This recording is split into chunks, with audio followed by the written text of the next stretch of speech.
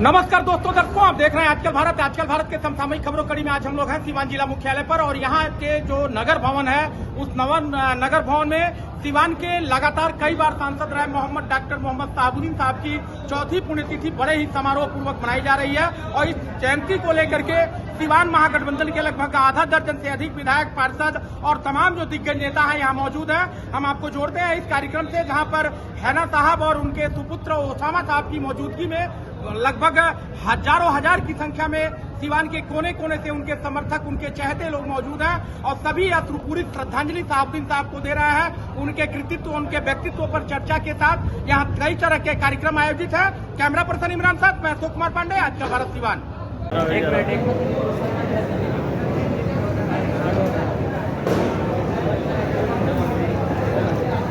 क्या कहेंगे मुखिया जी, चौथी पुण्यतिथि है और बड़े ही श्रद्धा पूर्वक शहाबुद्दीन साहब को आप लोगों ने याद किया, नमन किया। आज भी उनके अधूरे जो उनके सपने हैं उन सपनों पर आपकी पार्टी कितने ईमानदारी से कार्य कर रही है, आप बताइए। जी, आज के श्रद्धांजलि सभा के अवसर पर मैं उनको श्रद्धांजलि अर्पित करता हूँ। सीवान के पूर्व सांसद मरहूम मोहम्मद डॉक्टर शहाबुद्दीन साहब को मैं याद करता हूँ उनके नेक कार्यों के लिए और काफ़ी श्रद्धा से हम लोग जो है इनका पुण्यतिथि मनाने का राष्ट्रीय जनता दल के सीवानी के द्वारा किया गया, वो काफ़ी सराहनीय है। और नाम बता दीजिए। मैं कन्हैया प्रसाद यादव, पूर्व उप प्रमुख सीवान सदर, मुखिया प्रतिनिधि धनौती, वर्तमान राजद प्रखंड अध्यक्ष। क्या कहेंगे सर, आज शहाबुद्दीन साहब की चौथी पुण्यतिथि मनाई जाएगी और शहाबुद्दीन साहब थे तब सीवान में चिकित्सकों का फीस 50 रुपया होता था।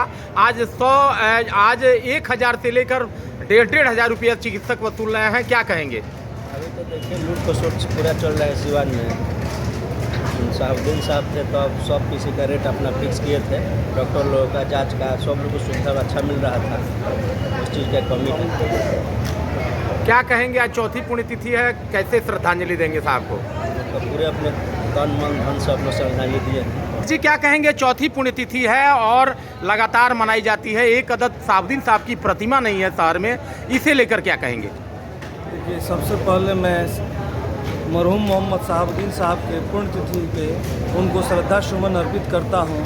और जो आप बात बोल रहे हैं कि एक आदमकद प्रतिमा नहीं है, इतने विकास हमारे क्षेत्रवासियों के लिए, हमारे जिलावासियों के लिए उन्होंने बहुत सारे हर क्षेत्र में विकास कार्य किए, लेकिन अब हम लोग का उत्तरदायित्व तो बनता है कि उनकी एक आदमकद प्रतिमा लगाया जाए, जिससे हमारे सभी क्षेत्रवासियों, जिलावासियों को ये स्मरण रहेगा कि शहाबुद्दीन साहब क्या थे और उन्होंने हम सब के लिए क्या किया।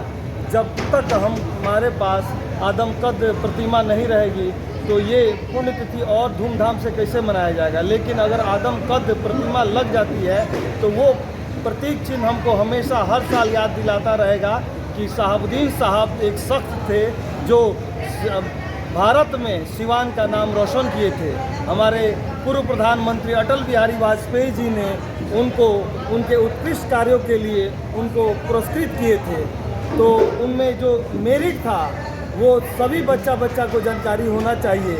उनके समय में करप्शन 0 टॉलरेंस तक था। हमको जहाँ तक लगता है कि कोई अधिकारी पदाधिकारी उनसे या उनके किसी भी ठेकेदार से नाजायज वसूली नहीं करता था। जो आज के सिचुएशन में 30 से 35% किसी भी ठेका के लिए, कोई भी सड़क बनाइए, नाला बनाइए, कुछ भी बनाइए सरकारी काम से 30 से 35% वसूल करते हैं, लेकिन वो नहीं करने देते थे। इसलिए उनका जो कार्य किया जाता था वो क्वालिटी वाइज होता था और ज़्यादा दिन तक चलता था। परिचय, नाम बता दीजिए। मैं इंजीनियर रमेश कुमार, नगर अध्यक्ष राजद सीवान। हम रोकल आप तो साथे बनाओ ना। चौहान जी, क्या कहेंगे, आज चौथी पुण्यतिथि है, चौथी पुण्यतिथि पर पुण्यतिथि कहा जाता है साहब की आदमकद प्रतिमा लगेगी। अभी तक एक अदद सीवान शहर में प्रतिमा नहीं है साहब की, कैसे सिपाही हैं, कौन लोग हैं इसके जिम्मेदार, आज तक साहब की प्रतिमा नहीं लगी? क्यों नहीं होगा? प्रतिमा लगाने का वजह होता है, लोग याद करते हैं उस प्रतिमा से। लोग कहते हैं कि किनकी प्रतिमा, नई जनरेशन को जरूरत है शहाबुद्दीन को जानने की, यही बताना चाहिए। लोग पूछते हैं किनकी प्रतिमा है, शहाबुद्दीन साहब की। कौन है वो व्यक्ति, कौन थे? उनके आइडियोलॉजी को फॉलो करना है, उनके सिद्धांतों को देखना है। हमारा न्यू जनरेशन पूछेगा कि कौन थे, या वही शहाबुद्दीन थे कि जो विपक्ष में रहते हुए भी सरकार के द्वारा जो सिवान को विकसित सिवान बनाने के लिए जो निधि दिया गया था, उस निधि का 7% खर्चा करने वाला उन मालिकों के बीच में अगर कोई व्यक्ति था तो वह शहाबुद्दीन थे।